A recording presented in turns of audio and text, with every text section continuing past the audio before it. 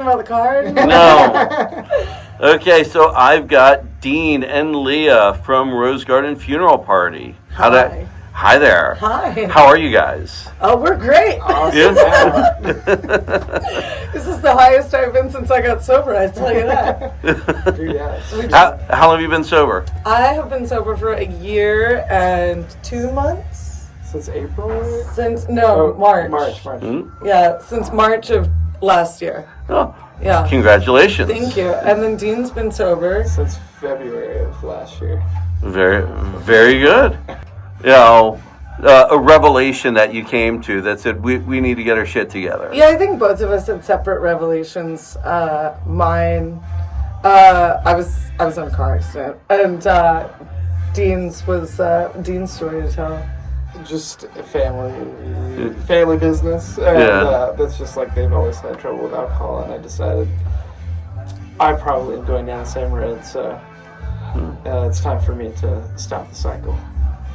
Yeah, he didn't need anything as nearly as extreme to happen as I did. All right, let's do some rapid fire here. Favorite venue? Respectables.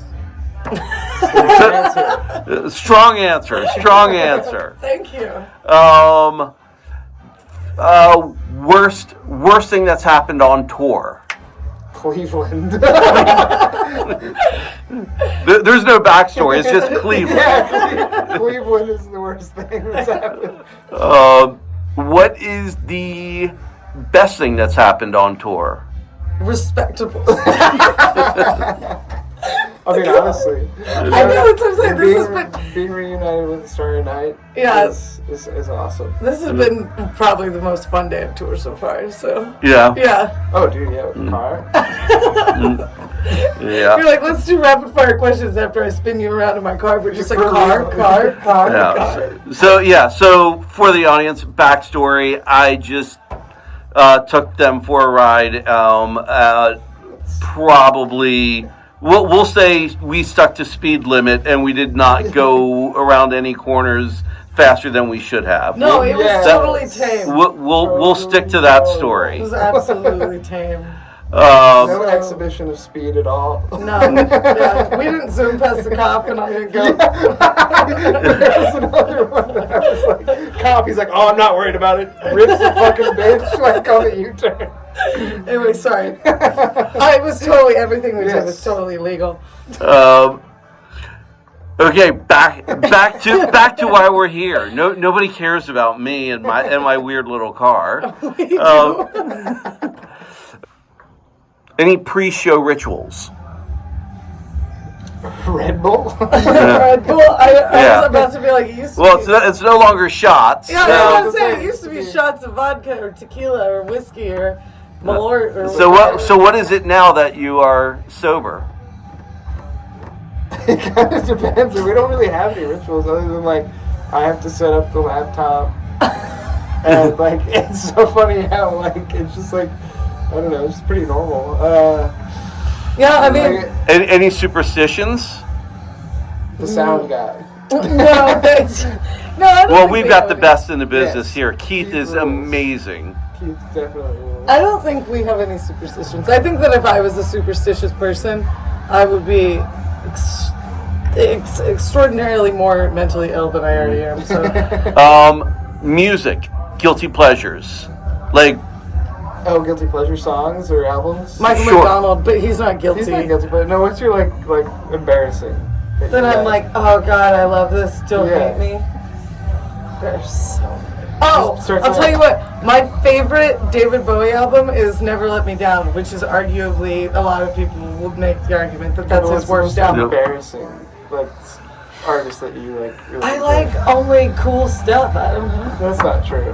What do you think is the most embarrassing artist I listen to? I mean, I think he's trying to call you out here, but he doesn't want to say it. I think so too. What? I don't know, because I don't really know. Your music taste is so extensive and eclectic. No, thanks. What would somebody not expect you to be listening to, other than Michael?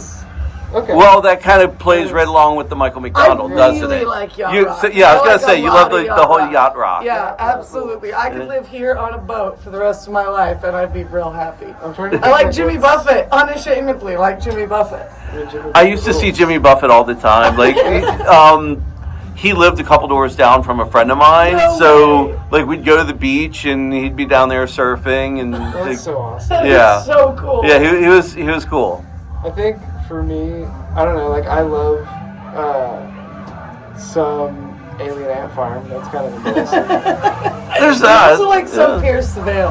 No, okay, the album from 2005, Chemical Kids and Mechanical Brides. That's a fun album. It's like over-arranged post-hardcore screamo, and I like anything that's over-arranged.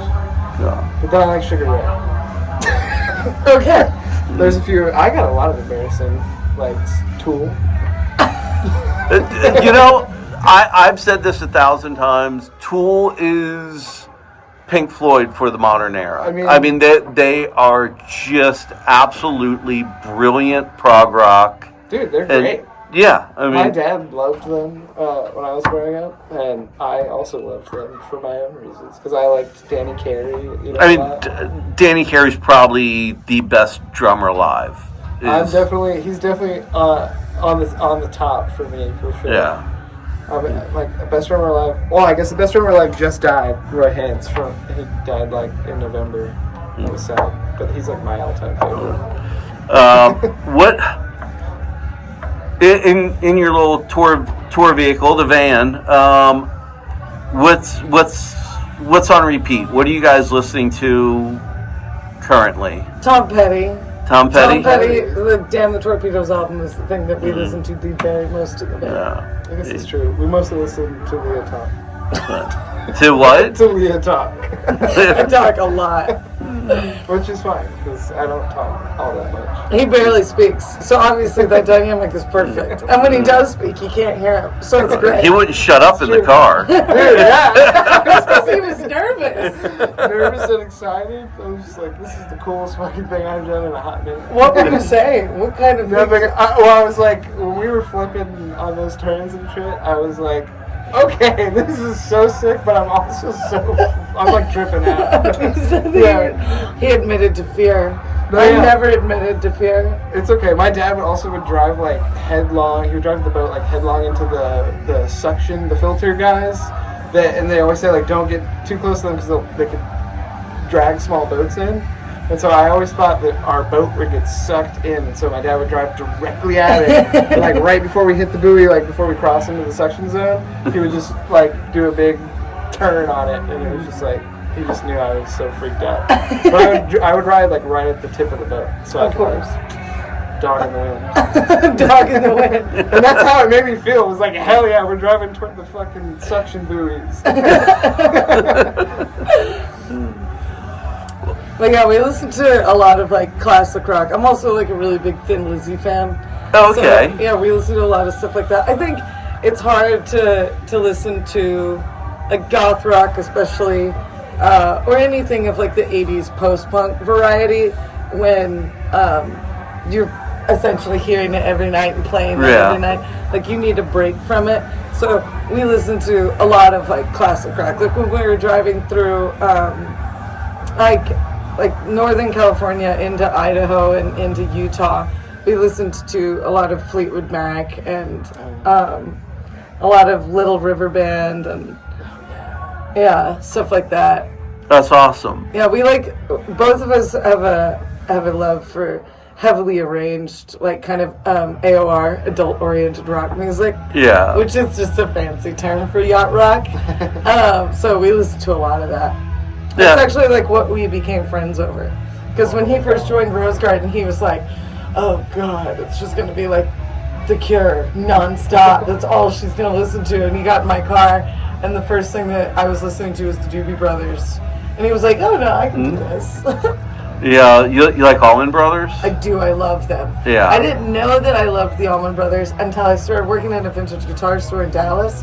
And 3 of the guys that worked there were all in an Allman Brothers tribute band called the Almost Brothers. It's clever. Yeah. And I went to go see them, and I was like, damn, I think I like the Allman Brothers a lot. So yeah. No, I mean musically, I mean they're geniuses. Yeah, they're absolutely brilliant. Yeah, we're really big Steely Dan fans too, so we listen to a lot of Steely Dan. Donald Fagen and his crazy like New York Jew voice. Yeah. Like old jazz at all, or that's all him. No.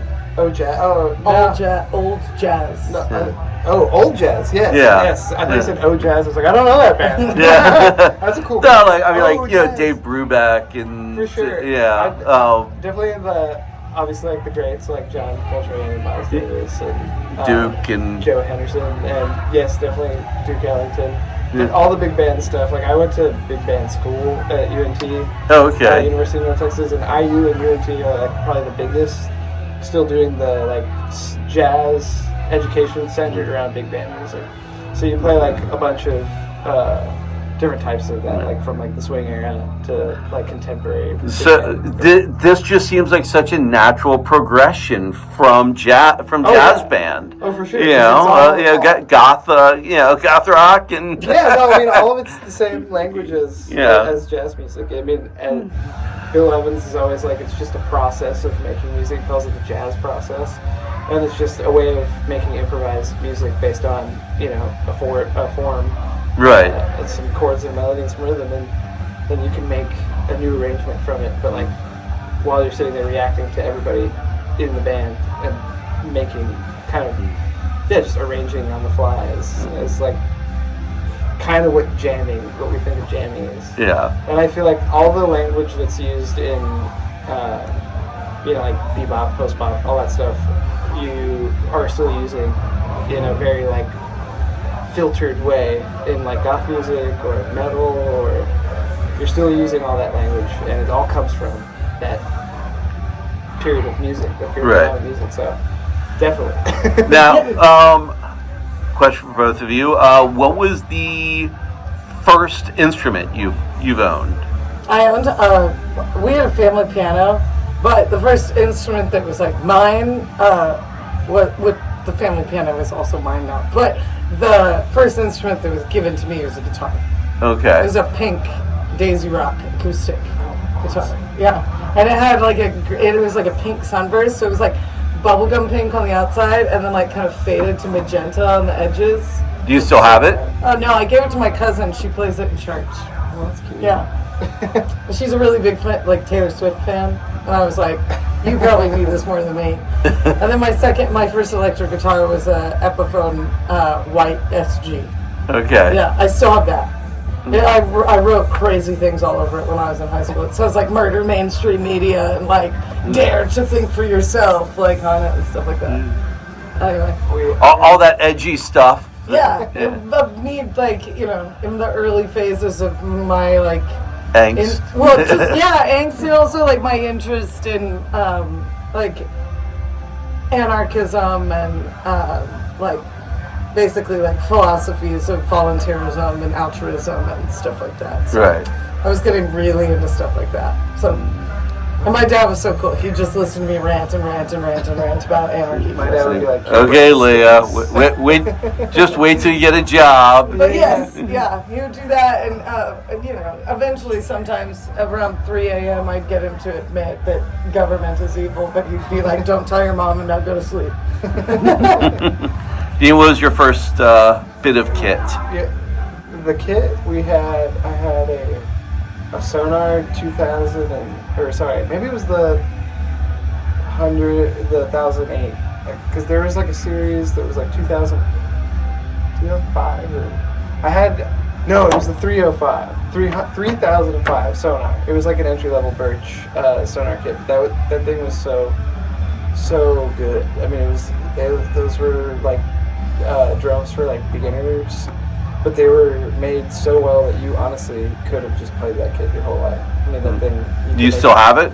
No, I sold it. I got a OCDP when those were like really hip, the Orange County percussion kits, and I had like a dark red black and red sparkle. And my old mentor actually still has that kit. I sold it to him, and he still plays that kit out. And so what are you playing now? I play a kind of hybrid between a Gretsch Catalina on the toms And then I have a Gretsch not Renown. It's a I can't remember which type of Gretsch snare it is. It might be the Renown snare, but it's a wonderful snare drum, and it's got the Gretsch stuff is so pretty too. Oh, dude, it's so pretty and it sounds amazing, and you kind of make them sound like anything. But my Catalina I got when I went to jazz school because it was just like so light and you could throw it around, and it was durable. It was a great touring. Yeah, definitely touring and just pick up and play kit, and it was so cheap when they were selling them. It was like $300, but it's like my favorite kit to this day. It's like I can make those drums sound like anything I want. And then I use the kick. My Catalina's kick is like an 18-inch kick, so I used to kind of play with that, and I would tune it down, so it would still give you the pretty much same effect, but not the same kind of tone and beef that you get from a 22-inch kick for rock music. And so I started using my purple Renown, or it's called something weird. I can't remember. I got it was like an 8-piece kit for like $700 because there was a liquidation sale going on at, I think it was like Memphis Drum Shop or something. And, Lone Star Percussion. It wasn't Lone Star, but that was so sad when it closed. So many marching education professionals worked at that store. And I was like, well, that's how much money you make. Teach a marching band.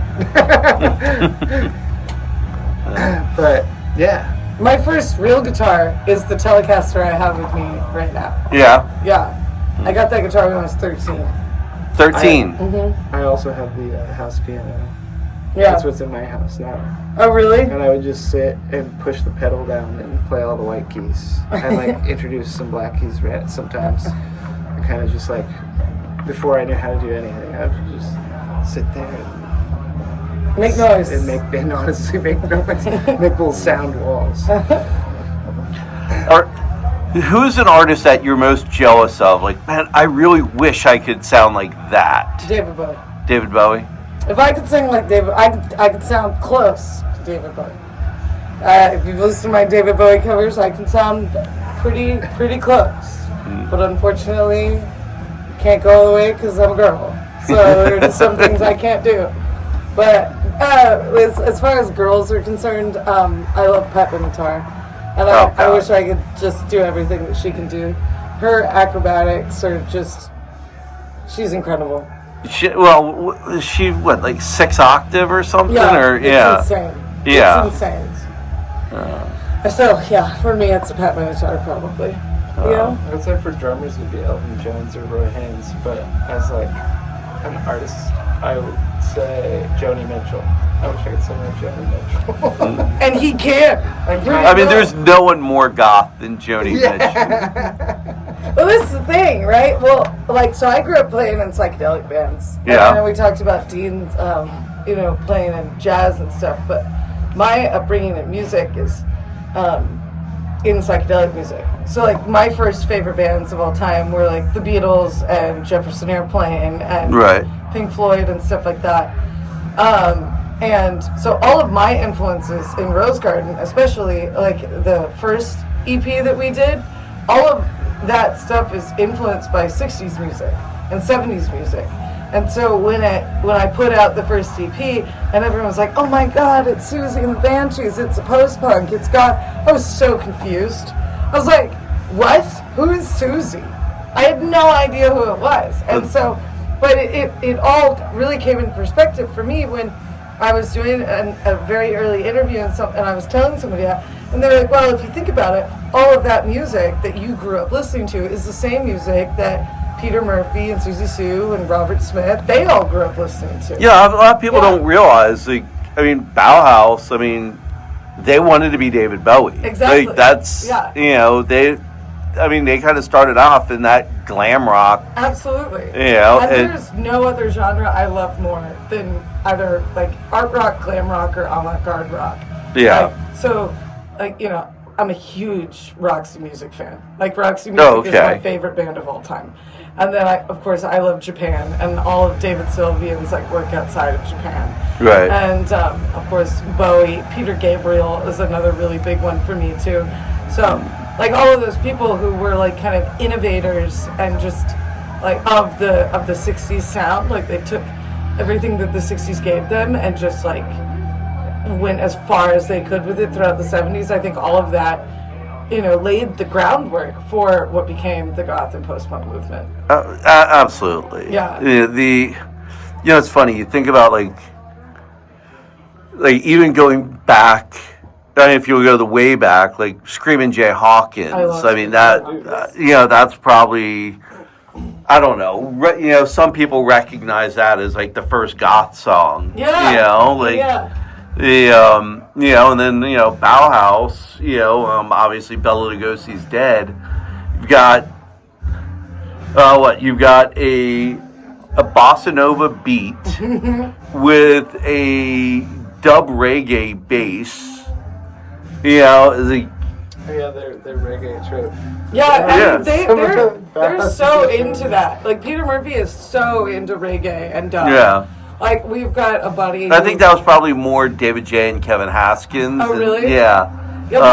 Our buddy that used to tour as like a tech support for Peter Murphy on his tours. He said that in the tour bus, all they listened to was like dub and reggae. That's awesome. I know, it's great, and it shows that like these artists that are kind of the founders of goth music. They're not listening in an echo chamber. Yeah. They don't just sit and listen to other goth bands. Yeah. Well, I mean, me personally, Love and Rockets is one of my absolute favorite bands, I think musically, I don't think there's a band that is better musicians than Love and Rockets. They're great. I mean, I don't know if you've seen them live, Not but yet, they're. No. I mean, I've seen Bauhaus like 3 times. Yeah, but I've never seen Love and Rockets.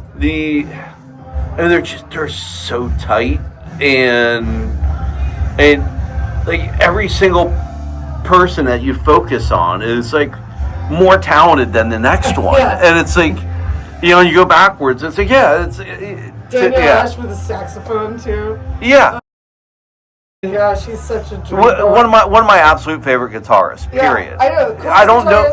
Hottest guy of the whole 80s. I don't know that. Sexton was good looking too, but anyway, sorry. I don't know that Daniel Ash is the best guitarist. My favorite, and just listening to what he's just so, everything he does is just always right, and I don't know how difficult it is. I don't play guitar, so I don't know how difficult what he does is. But it's always perfect. Well, it's the difference between, technical ability and style. Yeah. And you can have one without the other. And I think Daniel Ash is a really good example of someone that doesn't really have refined technical ability, but he has a lot of style. Yeah. Yeah. It's like, there are people with immense amounts of technical ability that just, what they play is impressive, but it's not cool. Right. Wow, that was really fast. I was talking to, when I did an interview with Kirk Brannon from Destiny of Spear, and we were talking about guitarists, and he's like, Steve Vai is probably the best guitarist alive. The guy's absolutely amazing, but I don't want to listen to him. Right. It's like, he can play 1,000 notes in 2 seconds flat. Right. But I would much rather listen to somebody that can play one note that makes me cry. Yes, absolutely. And that's, to your point, it's technical versus style. Yeah, absolutely. It was like Peter Erskine, when he did a master class at our school, he was talking about you don't need a lot of language to be able to play jazz. You can start just knowing, the elements, and having great time is like the most important thing on any instrument. But he was saying that like he went to his like son's jazz band, and God bless the young guitar player, he had like maybe 2 notes he could play, but he swung the hell out of it, and just like it felt so good and it seemed so right. So it was just like, you don't need a lot of language to play music at all. And one of the things that Dean always reminds me, because I'm a pretty insecure guitar player, because I don't have a lot of technical ability at all, but like, Dean always reminds me that my limitations are actually like a strength. Like the fact that I don't have like all all the letters of the alphabet. I only have maybe like these few. Kind of makes like it. I don't. You talk about it. I don't. I feel like I'm not saying well, it right. I mean, any great musician is just working is using their limitations as a way to express themselves. I mean, it's not about like unlimitability. It's just working with what you have, you know. Right. And some people want to get this good at an instrument, and they don't really need to, you know, get any better because they're either maybe not playing that style of music, or maybe don't even want a career in music. You know, I mean, it could just be whatever. I mean, you can, no matter what you're doing with what you have, like you can do it really, really well. Right. And people will understand what you're doing. It'll come through, and it's something that do what you can do, but do it with a little bit of confidence and a lot of enthusiasm. Oh yeah, and be genuine. That's the thing that like I always tell, like especially like young women who talk to me about like wanting to start a band and like what I think is the most important thing. And I always say like two things. One, make sure you're playing music with people who love you and who love you truly, not just say it. Like they actually care about you. And the other thing, because it's rough being a girl in this industry. Like it's tough for guys too, but just girls are a different kind of vulnerable. And you know, so making sure your bandmates love you is number one. But number two is being authentic to who they are and singing about things that are authentic to who like they are and what they feel. Because that authenticity, being genuine like that, like that's going to touch people, and that's also how you're going to make the best art. Mm-hmm. So, I don't remember why I said that. Talking about limitations. Mm-hmm. Oh. I don't know. I wasn't listening to you anyway. I don't even know if I was listening to me. There's sometimes that I'm like halfway through an interview and I'm like, what did I just say? Anyway. So, we have gone well past our scheduled 4 minutes. Yes, rapid fire was.